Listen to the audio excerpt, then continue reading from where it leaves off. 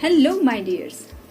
Today in this session, we shall be knowing present perfect tense. You can see the structure here. We shall know the structure of present perfect tense with come verb. You see, I have come, first person plural, we have come. Second person, you have come. Second person plural, you have come.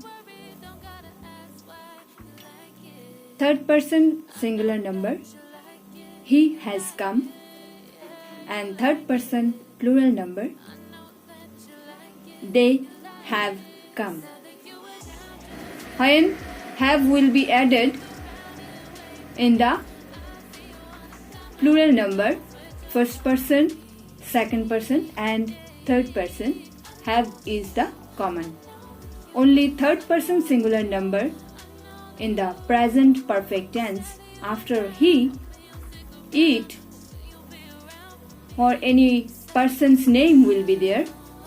We can see here has will be added here. When there is singular and the person, third person singular number. Okay. So that's all for today. I think you have known the structure of present perfect tense. Okay. Go on these structures more than once, then you will be able to understand more of it and you can avail the words and also you can make sentences. Thank you, my dears. I love you all. Thank you.